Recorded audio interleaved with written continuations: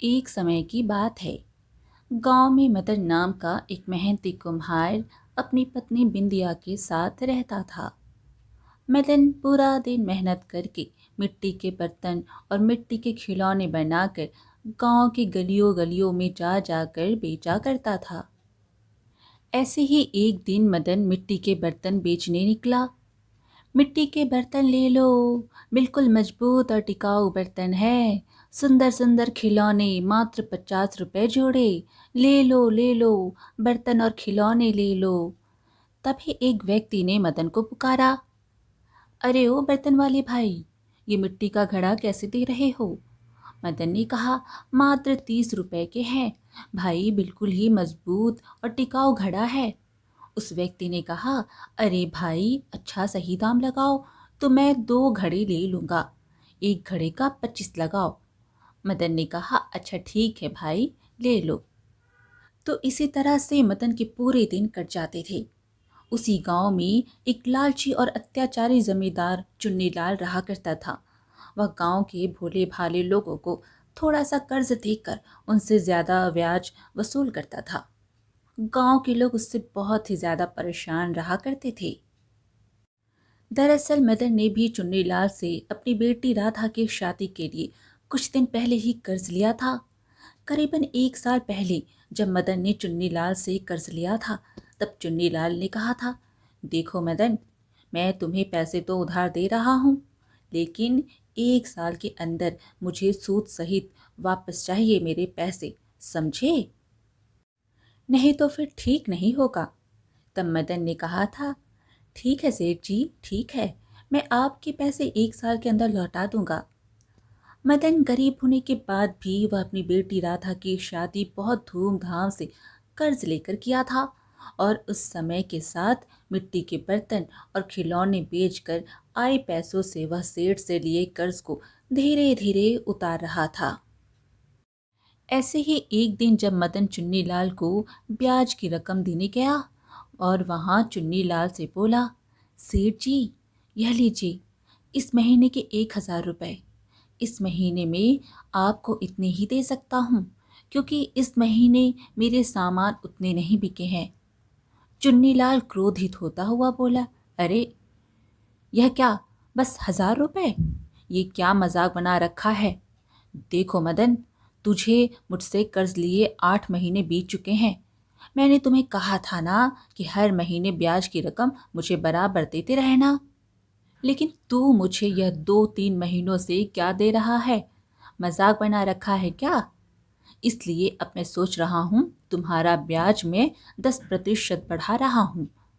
मदन बोला, पर सेठ जी, आपने अभी पिछले महीने ही तो मेरा 5% से ब्याज बढ़ाया था। इस बार आपने 5 से सीधा 10 कर दिया। ऐसा मत कीजिए सेठ जी, मैं आपके पैसे बहुत मुश्किल से दे रहा हूँ। चुन्नीलाल बोला, हाँ हाँ, बढ़ाया था, लेकिन मुझे पता नहीं था कि तू मेरे पैसे देने में इतना टाइम लगा देगा। इसलिए अब से तुम्हारी ब्याज की रकम हर दूसरे महीने में बढ़ेगी। इस बार तो मैं यह 1,000 रुपये रख ले रहा हूँ, लेकिन अगले महीने से तुझे हर महीने मुझे 5,000 देने होंगे। मदन बोला, पर सेठ जी, ऐसे तो मेरे घर का खर्च चलाना भी बहुत मुश्किल हो जाएगा। मैं बहुत मुश्किल से आपके पैसे जोड़ जोड़ कर देता हूँ। आपने तो मुझे 1 साल का समय दिया था, अभी तो 8 महीने ही हुए हैं। चुन्नीलाल बोला, देख मदन, यह सब मैं नहीं जानता। रुपए देने हैं मतलब देने हैं, वरना तेरा जो घर है ना, वह मुझे जबरदस्ती अपने कब्जे में लेना पड़ेगा। मदन बोला, ठीक है सेठ जी, मैं आपको हर महीने ब्याज की रकम देता रहूंगा, पर आप मेरे घर लेने की बात ना करें। एक ही तो छत है हमारे पास, अगर वह भी आप ले लेंगे तो हम कहाँ जाएंगे? उसके बाद मदन चुपचाप अपने घर लौट जाता है। मदन घर जाकर फिर से मिट्टी के बर्तन बनाने लग जाता है। तभी मदन को परेशान देखकर उसकी पत्नी बिंदिया ने पूछा, क्या हुआ जी, आज आप इतना उदास क्यों हैं? कोई बात है क्या? मदन अपनी पत्नी बिंदिया को बस सारी बातें बताता है जो चुन्नीलाल सेठ ने उससे कही थी। बिंदिया ने कहा, अरे मैंने आपको तो पहले ही कहा था कि उस लालची चुन्नीलाल से कर्ज मत लीजिए। सेठ चुन्नीलाल तो बस गरीबों का खून चूसना जानता है। मदन बोला, हाँ, पर भाग्यवान मैं उस समय करता भी तो क्या। राधा बिटिया की शादी के लिए किससे कर्ज मांगता। मेरे पास और कोई रास्ता नहीं था। अब मुझे और अधिक बर्तन बनाने होंगे, जिससे मैं ज्यादा से ज्यादा बर्तन और खिलौने बेच सकूं। अच्छा भाग्यवान, सारे बर्तन बन गए हैं, तो मैं इसे धूप में सूखने के लिए रख देता हूँ, और बाकी जो बर्तन और खिलौने सूख कर तैयार हो गए हैं उसे मैं बाजार लेकर जा रहा हूँ। तुम शाम होते ही सारे बर्तनों को घर के अंदर कर देना। बिल्लिया ने कहा, अच्छा ठीक है जी, मैं शाम होते ही सारे बर्तनों को अंदर कर दूंगी, आप निश्चिंत होकर जाइए। मदन अपने तैयार हुए सारे बर्तनों और खिलौनों को अपने ठेले में लेकर बाजार चला जाता है। पूरे दिन मेहनत से बर्तन और खिलौने बेचने के बाद भी मदन दिन के मात्र 250 रुपए ही कमा पाया। शाम को मदन घर आ गया। वो पैसे बिंदिया को देते हुए कहा, यह लो भाग्यवान, आज की कमाई। पैसे देखकर बिंदिया बोली, यह क्या जी, यह तो मात्र 250 रुपए हैं। ऐसे में हम उस चुन्नीलाल का कर्ज कैसे चुका पाएंगे। मदन ने कहा, मैं क्या करूं भाग्यवान, कोई मिट्टी के बर्तन लेने को तैयार ही नहीं होता। जमाना बदल रहा है। सारे ग्राहक कहते हैं, भाई इस जमाने में मिट्टी के बर्तन कौन इस्तेमाल करता है, हम तो एल्युमिनियम के बर्तन ही लेंगे। बताओ, ऐसे में मैं क्या कर सकता हूँ। मुझे और कोई काम भी तो नहीं आता। बिंदिया ने कहा, अजी, मेरे पास एक उपाय है। क्यों ना हम दोनों मिलकर बर्तन बनाएं। ऐसे में हम ज्यादा बर्तन बना सकेंगे, हमारी कुछ ना कुछ आमदनी तो बढ़ ही जाएगी। मदन बोला, अच्छा ठीक है भाग्यवान, मैं कल से देखता हूँ। फिलहाल मैं बहुत थक गया हूँ, मैं जा रहा हूँ सोने। अगले दिन दोनों सुबह जल्दी उठकर मिट्टी के बर्तन बनाने लग जाते हैं। मदन ने कहा, अरे भाग्यवान, जल्दी जल्दी हाथ चढ़ाओ, आज हमें ज्यादा से ज्यादा बर्तन बनाने होंगे। बिंदिया बोली, अच्छा ठीक है जी, मैं अपनी तरफ से पूरी कोशिश कर रही हूँ। मदन बोला, सुनो भाग्यवान, साथ ही साथ जो बर्तन तैयार हो गए हैं ना, उन्हें तुम धूप में रख दो सूखने के लिए। फिर दोनों पति पत्नी मिलकर फटाफट हाथ चलाने लगे। सुबह से दोपहर का समय होने को आता है। तब मदन बोला, अच्छा ठीक है भाग्यवान, मैं तैयार हुए बर्तन को लेकर दूसरे गांव जा रहा हूँ। आते आते मुझे रात हो जाएगी, तुम सारे सामानों को घर के अंदर कर देना। अच्छा ठीक है जी, मैं सारे सामानों को अंदर कर दूंगी, आप ठीक से जाइएगा। फिर मदन सारे तैयार हुए बर्तनों को बेचने के लिए दूसरे गांव की ओर निकल जाता है। मदन अपने ठेले में मिट्टी के बर्तनों को रखकर घूम घूम कर बेच रहा था। मदन एक घर के सामने से अपना ठेला लेकर गुजर ही रहा था कि तभी उस घर के व्यक्ति ने मदन को आवाज दिया, अरे मदन भाई, क्या बात है, बहुत दिनों के बाद इस गांव आए हो, और बताओ सब ठीक ठाक है ना। मदन ने कहा, अरे सब ठीक है भाई। हाँ भाई, मैं कुछ दिनों से सारे बर्तन बाजार ही ले जा रहा था बेचने। उस व्यक्ति ने कहा, अरे यह क्या, आज आप ढेर सारे बर्तन लाए हो बेचने के लिए, क्या बात है। मदन बोला, क्या बताऊं भाई, आप तो जानते ही हो हमारे गांव के जमींदार चुन्नीलाल के बारे में, कि वह कैसा आदमी है। मैंने उससे अपनी बिटिया की शादी के लिए कर्ज लिया था।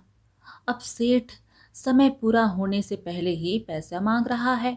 बताओ, मेरी तो उतनी आमदनी भी नहीं है, मैं कैसे उसके पैसे इतने जल्दी चुका पाऊंगा।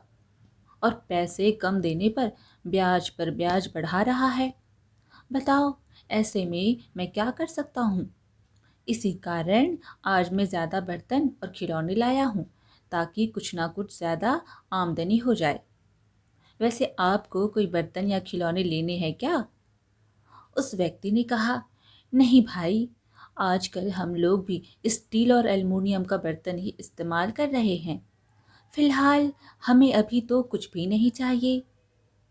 भाई आप गांव के अंदर जाकर देखो ना, कोई कुछ लेता है तो ठीक है।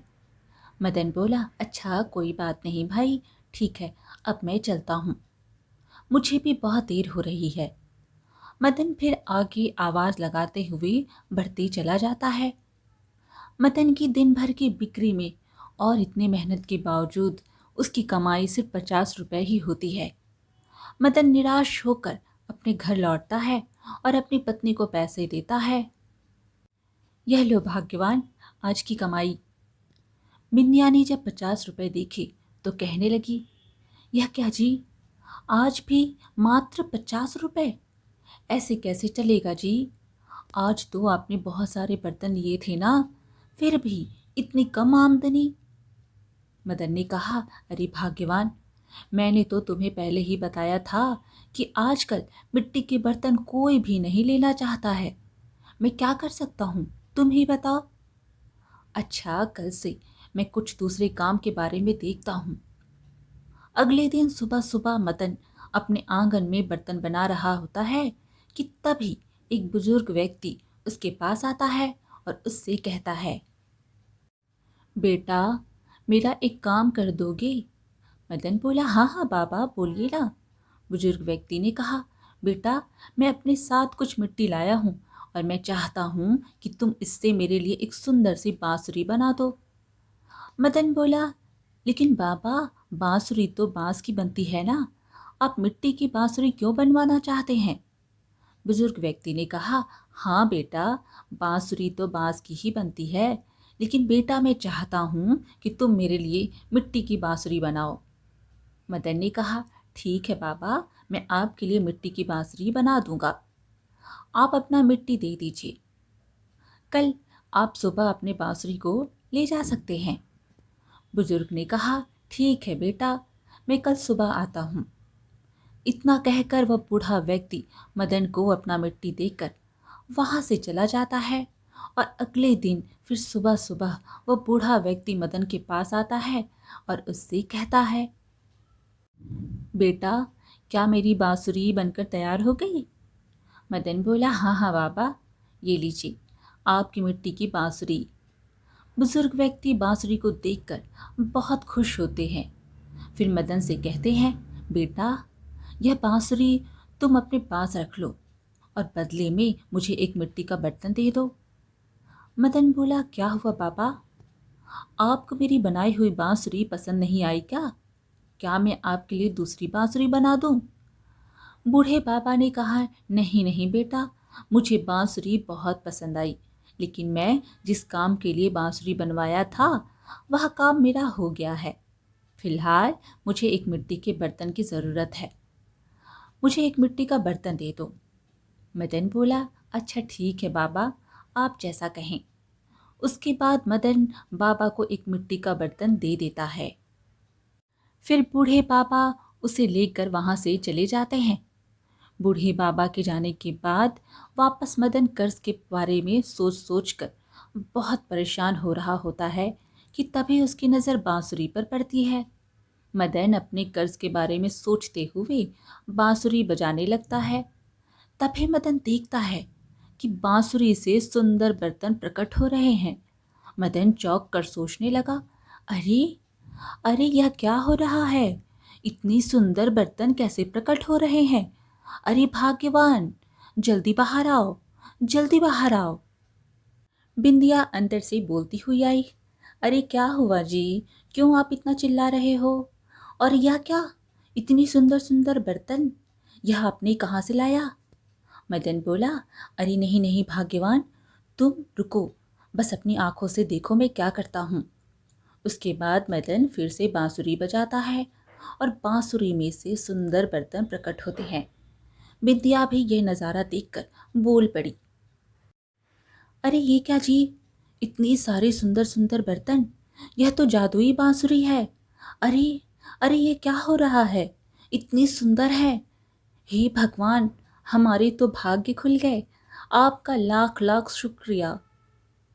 देखा भाग्यवान, मैंने बोला था ना, अब हमारे सारे दुख खत्म हो जाएंगे। मैं इन सब बर्तनों को बेचकर उस लालची चुन्नी लाल का भी कर्ज चुका पाऊंगा। यह सब उस बाबा की देन है। बिंदिया बोली, वो कोई साधारण बाबा नहीं थे, वे तो स्वयं ईश्वर थे जो हमारी सहायता करने आए थे। मदन ने कहा, हाँ भाग्यवान, तुम सही कह रही हो। ईश्वर के अनेक रूप हैं। वो कब किस रूप में आकर हमारी सहायता कर देते हैं और हम उन्हें पहचान नहीं पाते। फिर वे दोनों बहुत खुश हो जाते हैं। धीरे धीरे समय बीतता है और चुन्नी लाल को पैसे देने का दिन आ जाता है। मदन एक बैग में पैसे लेकर चुन्नी लाल को पैसे देने जाता है और कहता है, सेठ जी, ये रहे आपके पूरे पैसे, वो भी ब्याज सहित। चुन्नी लाल चौंक कर बोला, अरे ये क्या मदन, इस बार तूने पूरे पैसे लाया है? मदन बोला, हाँ सेठ जी, इस महीने का नहीं, आपके पूरे पैसे, वो भी सूद समेत, जो मैंने लिया था। यह लीजिए, रख लीजिए। चुन्नीलाल बोला, अरे भाई, तुमने तो कहा था कि तुम्हारे पास पैसे नहीं हैं, अब अचानक से इतने पैसे कहाँ से लाए हो? मदन बोला, वो छोड़िए सेठ जी, आप लोगों को बहुत परेशान करते हो। आप लोगों के दुख दर्द को नहीं समझते हो। सारे गांव वालों को मैं बता दूंगा कि आपसे पैसे कोई ना ले। इतना कहकर मदन वहां से अपने घर चला जाता है। मदन अब बांसुरी की मदद से बहुत पैसे कमाता है और गांव के बाजार में ही खुद का एक बर्तन का दुकान खोल लेता है और खुशी खुशी अपना जीवन बिताने लगता है। आज की कहानी यहीं पर समाप्त हुई। फिर मिलेंगे एक और कहानी के साथ। कहानी पसंद आए तो लाइक शेयर ज़रूर करें और चैनल को सब्सक्राइब करना बिल्कुल ना भूलें। धन्यवाद।